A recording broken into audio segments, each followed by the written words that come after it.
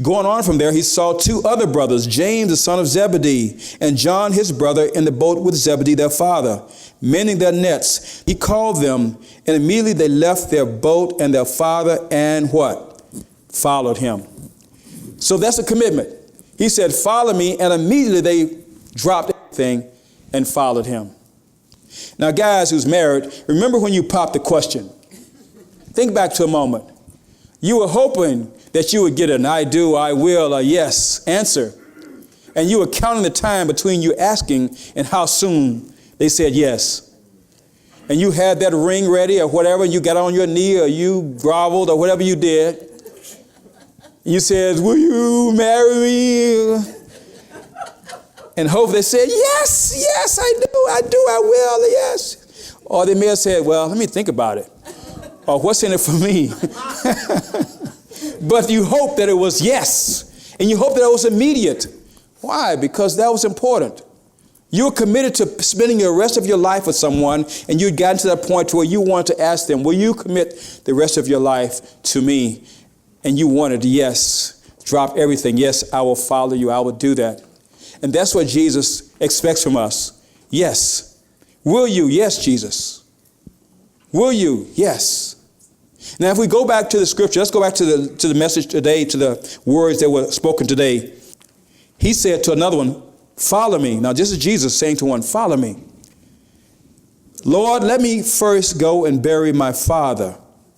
Which means maybe his father was alive, and as long as his father was alive, his father was a priority, and once his father dies, maybe he's saying that at that point, Jesus, I can follow you. Or maybe his father had died, and he had to make funeral arrangements. But whatever reason, he couldn't do it now. He couldn't drop everything and follow Jesus. Now here's Jesus' response. He says, let the dead bury their own dead, but you go and preach the kingdom of God. Whenever there's something that God's calling you to do, it's going to require sacrifice. It's not going to be easy to do what you're called to do. It's going to require you to give up something. There's a need. You're going to have to commit in some kind of way. And that commitment is going to be counter to what it is that you really want to do sometimes. It's not timely. It's too costly. It's more than what you may be willing to give at this point. But it doesn't relieve you of the responsibility to answer that call of God on your life. Commitment is the foundation of every relationship. A husband was taken to the doctor after his wife finally just continually admonishing him to go. He decided he would go and make the appointment. He was getting worse and no better.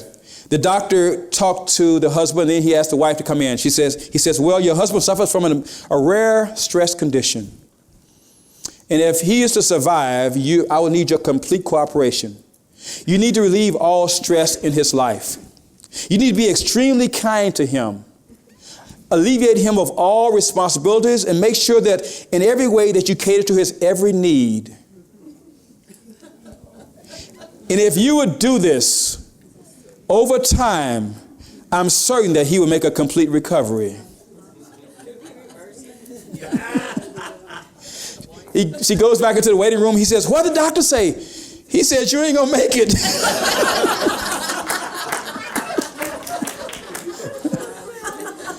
That's commitment, isn't it? Do you take this man, this woman to be a lawfully wedded husband, wife? I do. And sometimes I have to say, wait, let me just finish. Because they're excited at the wedding. I do, Pastor. Just listen. Just listen to the rest of it. Just hear me out. Because there's more. For better. For worse. Richer and poor, in sickness and in health, as long as you both shall live. And they say with teary eyes, I do. And I feel like I need to explain that. Oh, let me explain, because I want to let you know. That means that when you come home and there's no food, or when you look at him and say, you know, you make me sick to look at you. Do you still take this man or this woman? Because it sometimes gets worse before it gets better. Sometimes before you get rich, you go through some poverty times. Before there's all rainbows and sunshine, you go through some storms and some dark seasons in your life. But do you have to say, I do? And while you're going through that, you got to remember the commitment that you made. I even ask sometimes when I'm counseling, will you have somebody please record this? And every once in a while, I want you to play it back because you'll forget that you said it. I don't remember saying I'd go through this kind of stuff like this. Yes, you did. When you said better and worse, that was you. Sickness and health, rich and poor, that was you. But sometimes when the money gets funny and the change gets strange, we struggle. We struggle. It's your fault you don't have no money. You always sick. What's wrong with you now? It's just reality, right? Always something. Commitment is tested not when things are going well and you're happy and everything is wonderful. Commitment is tested when you have to go through the struggle again and again. Those 2 o'clock in the morning conversations as part of your commitment. And some people have not just gone through enough of those yet. We've talked about this before. Here we go again. But you got to be willing to do it again and again and again and again and again and again and again. Let's talk tonight, honey, till 2 in the morning. I was wondering if we could do that again tonight. You see, you can't get weary in well-doing because sometimes when things are just not going your way, and guess what? Sometimes you'll wake up and things are not going to go your way. It's like things are set up today just to not go your way. Let's just get together. Let's just sabotage you today. So things just will not go your way. Even with that, if you look beyond the clouds, the sun is still shining. If you ever flown and it's been raining and there's sand, Janet, you get above there, what happens? It's beautiful. It's so peaceful. And you can even look down at the storm that's right there. You just left the storm, but above the storm, above the clouds, there's peace. So if you can rise above your storm, if you can rise above your adversity, whatever in it, rise above it is your option. And if you can get high enough above it, you'll find that there's peace above the storm. But you got to be committed even while you're going through the storm. Be committed. What will you do? How far you will go? And how much you will endure? Test your commitment. Make a note of that. Jesus endured the cross.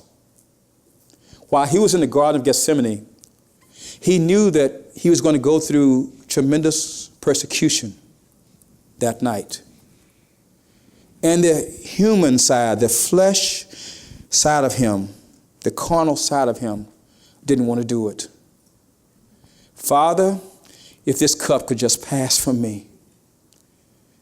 But then he looked beyond. He said, but not my will, but that your will be done. While you're going through the hardship, you've got to remember that there's something greater than hardship. Your commitment is greater than your hardship.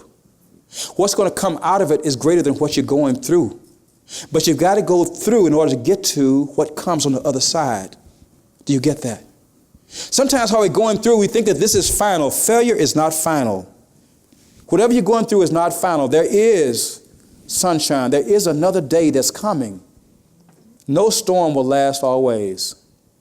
While you're in it, realize that no storm will last always. Give yourself the opportunity to know that a better day and a brighter day is coming. But for now, we're just going to go through this storm. And we're not going to stress out. And we're not going to be frantic. We're not going to get anxious. We're going to go through this and continue to give God glory in the midst of storms. In Hebrews chapter number 12, verse number 2, it says, look unto Jesus. That's who we look to always. He's the author and finisher of our faith, who but for the joy that was set before him, he endured the cross. He despised the shame. And now he sits on the right hand of God the Father. Commitment is its own reward. Commitment is its own reward. Everyone will be tested. No great success comes without sacrifice. My question to you is, what commits you, or what motivates you to commit? What motivates you to commit? The race is not always to the swift, nor the battle to the strong, but to who? The ones that can endure it, the ones that can cross first. The ones that's the fastest is not always the one that finishes first. The strongest is not always the one that wins the battle. Look at David and Goliath. David was just a small boy, and he had just a slingshot. And Goliath is, here's this giant with this spear and shield and all of this armor. Clearly, if you would look at the odds were in the favor of Goliath. But David believed in the favor of God. So you can believe in the favor of your opposition, or you can believe in the favor of God. What are you committing to? Are you going to allow the fear to overtake you? Are you committed to God's word, who says that you are more than a victor, that you're more than a conqueror, that you're blessed and highly favored, that your enemy will come at you in one direction, but they will flee in 7 directions? What are you committed to? Because we can't be committed to God except when things really come up. And now we're questioning whether, well, I don't know if God can handle this one. We're committed when things are good, but when big things happen, maybe this is too big for God. He asked Elijah, he asked Moses different times. He came to him, he says, Elijah, Moses, is there anything too hard for God?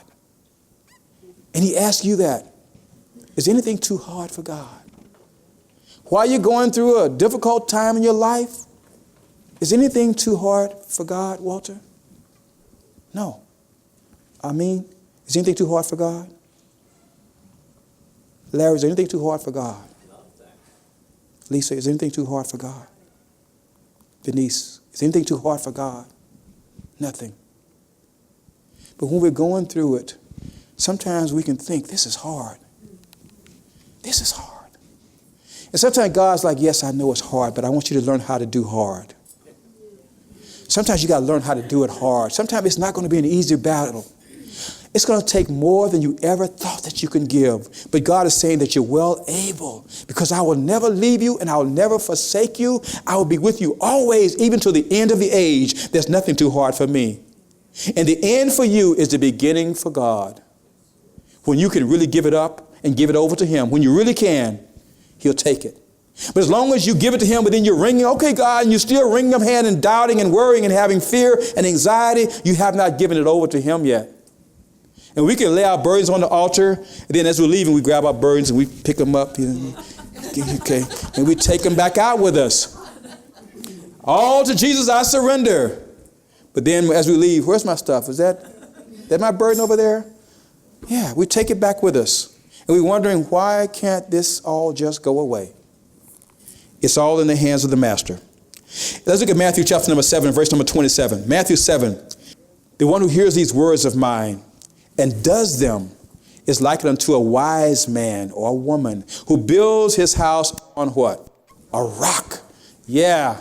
And then the rain descended and the floods came and the winds blew and beat upon that house. But did it fall? No. Why? Because it was built on a rock. I'm telling you, your commitment is your reward. Your commitment is your reward. Every relationship, I said, is built on a foundation. That foundation is committed. And the more committed you are, the stronger the relationship will be. The more committed you are to your health, the better your health will be. The more committed you are to your job, the greater your job will be. The more committed you are to your future, to your life, the greater your life will be. Your life will follow your commitments. Everything follows your commitments. But the foundation of it all is what you build, is how committed you are. You start with your commitment. That's your foundation. The more committed you are at the beginning, the more you'll be able to endure. We talked about the vows, for better, for worse, for richer, for poor, in sickness and in health. That's your foundation. I'm committing to these things. And if you're true to your commitment, the storms will come. The winds are going to come. The rains are going to come. But if your commitment is there and strong, you'll hold true. And your reward is not that fact that you withstood it. Is that you were committed. That's your reward. Your commitment was your reward. As long as you're committed, you'll endure as long as you're committed to it.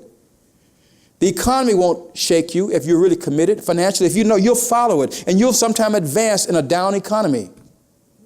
Nothing will stop you if you're really committed to it. People have gotten diagnoses and been diagnosed with incurable diseases, but they were so focused and committed to their health that they just say, oh, no, this is not going to happen. No. But the doctor says, I don't care what the doctor says. This has got to go. And they've been so committed. You think, how are you so sure about it? It's their commitment.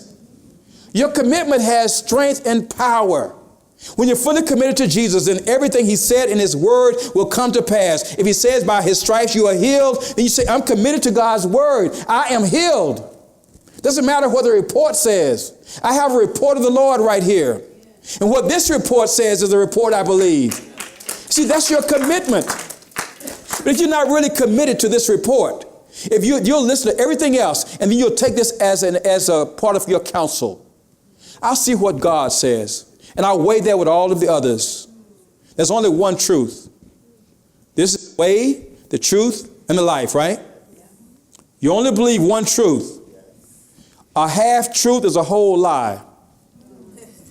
If you have a half truth anywhere and somebody's not giving you the whole truth, it's still a lie. Are you truthful? Because if God's word says something and you believe his word to be true, then that word, that truth will prevail. If you do not believe his word, then it will be according to your faith. So in other words, it's back to you. If you really don't believe it, it cannot accomplish beyond your faith. If you really are faithful and believe it, it will prove your faith to be true. You see that? The word is true, but your faith proves the word. But if your faith is not strong, your faith is weak, then you will not be able to prove the word because the limitation will be in your faith, not the word. The truth is in the word. But if you're not committed to this word, then your life will not reflect what this word says. You say, well, it didn't work for me. No, it didn't work through you. It'll work. The question is, how committed are you? Kim worked at Weight Watchers for a long time, and people would join Weight Watchers, and many of them get the results, but less than 10% ever stay and reach goal, less than 10%. And the ones that don't reach goal will oftentimes say, it didn't work for me. And what you'll find out, if you really evaluated them and examined them and counseled with them, they just didn't follow the plan. They just didn't commit to the plan. There were things that they wanted to modify and kind of do, and I can't do it all the time. I can only do it on some days. I couldn't eat all of that. I'm allergic to this or whatever. And then they end up trying to create a whole new plan, and it doesn't work for them. You see, with God, God has a plan for your life, and his plans are good. Plans to prosper you and not to harm you. Plans to give you hope in a future. But when we try to modify God's plan, well, God, I can't do Sundays every Sunday. And that Wednesday, I just can't make it to the every Wednesday. And I would like to. It's just been so busy and things are going on. And we're trying to modify and say, God, I can do it on these days, between these hours, and on this times. That's not God's plan. When he says, follow me, he means drop everything and he becomes the priority to follow him. To follow him. So your commitment is your reward. Number 3, commitment allows us to mature. Commitment allows us to mature. Anyone can start something, can't we? Anyone can start something. But finishing it is the hard part. Let's look at James chapter number 1. Because with commitment, you have to have and learn patience. When you're committed, you got to be patient. Patient with the process and patient with yourself. Because things doesn't happen just right away. Not overnight. It takes time, doesn't it? If you ever started any kind of process that requires discipline or a course of study, it takes time. It takes time. Verse 4, but let patience have its perfect work, that you may be perfect and complete, lacking what? Let nothing. That you may be perfect and complete, lacking nothing. When the Israelites came to the place where they would cross over into the promised land, they came through the Red Sea and God parted it, and he gave them manna, and he went throughout 40 years and their ankles did not swell, neither did their clothes wear out for 40 years, and God took care of them, and God was there in every way possible. But when they got to the point where they're about to cross over the promised land, now this is 40 years of God's favor. They're about to cross over to what God wanted them, and they still had doubt. They still feared. And Joshua, now Moses had died. Now Joshua was about to carry them over to the promised land. He had to bring the whole assembly together. He says, look, today you got to make a choice. What are you committed to? After everything that God has been, everything he's done to you and for you and with you and through you, why are we struggling now? And Joshua had to sit there and just read them their rights. Do you know what God has done? I am the Lord your God who brought you out of the house of Egypt, out of the land of bondage.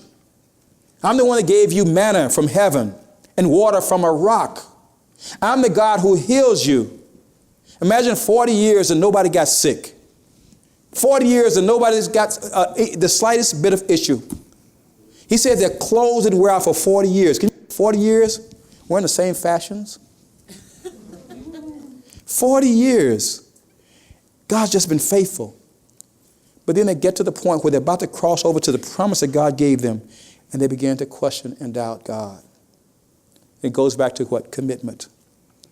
Commitment goes all the way, fully committed. When you're fully committed, you go all the way. When you're not fully committed, you go so far, and at every point of difficulty, you want to check and make sure if you still want, do I really want to go through this again? Do I really want to do this? If you're fully committed, you know there are going to be obstacles, but you're going to face them, and you're going to keep going. Here's what Joshua said, 24 and 15. If it seems evil to you to serve the Lord, choose for yourself this day whom you will serve, whether the gods which your fathers served that were on the other side of the river, or the gods of the Amorites in whose land you dwell. But as for me and my house, we will what? We will serve the Lord. That's commitment. Are you fully committed? Are you going all the way? A couple ways that he asks us. One is in our time. Are you really giving the time that measures your commitment? Because if you're committed to something or someone, you'll spend time. Are you spending the time following what you're supposed to do? Are you spending your talent? Are you doing what you need to do as far as your talent? Are you contributing your talent toward the sake of the kingdom? And then lastly, your treasure. Are you giving of what God has already given unto you? So those are three things that to ask you to challenge your level of commitment. Your time, your talent, and your treasure. We talk about each week we have our classes at 9 a.m. We have our Bible Study Essentials classes for us to learn and grow. And if you don't know the Bible, and many people do not read the Bible all week, so this is an opportunity to have a good lesson, a discussion where we can learn and grow. 9 a.m. here. That's time. That means you got to get up earlier to do that. Pastor, you know how hard it is to get up early on Sunday morning? Sunday morning, I'm hungover. Sunday morning, I'm tired. Get up and come at 9 a.m. Time. And then your talent. That means that everyone here should be doing something. As our church is to grow and to be what you want it to be, it's not going to grow without you. In order for our church to be what you want and are hoping and praying for, it needs your commitment. What are you going to do? What is your building block? What are you placing here at the cornerstone of our church? Because there's something required of you. God has blessed us tremendously. And to whom much is given, much is required. And God's requiring you to use your talent. I don't know what to do. Well, start doing something. Just show up. Talk to any of the leaders. Say, what can I do? And just start using your talent. And then your treasure, your tithes. I don't talk a lot about tithing, but tithing is one of those things that really measures commitment, because our money, for men, our money measures a lot of our masculinity and our manhood is attached to money. When you don't have any money, you don't feel like a man if you're a man. That's just the truth. If you're broke, you just don't feel, you don't even go anywhere. You don't want to go anywhere when you're broke. Because nobody wants to be a friend of broke folks. Right? You can't even say anything when you're broke.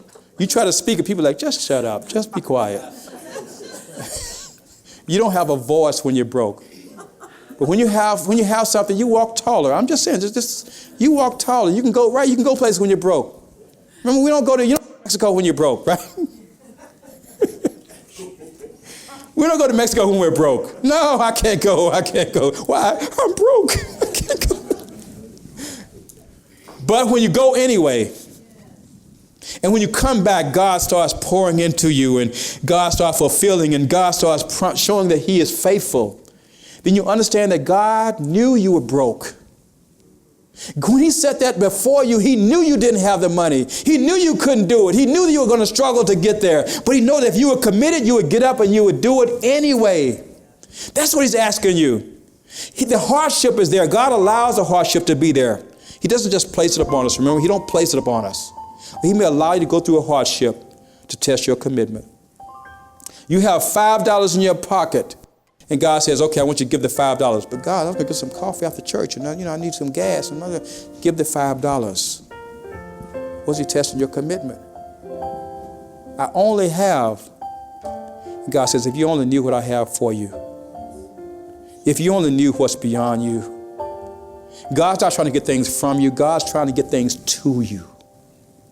But in order for him to get that to you, you have to let go of you and take hold of him. If I'm holding on to something, I can't receive anything else. I'm holding on to this. I can't receive the greater because I'm holding on to the lesser. And sometimes we have to let go so that God can truly fulfill what we need to have in our lives. Are you committed to following Jesus?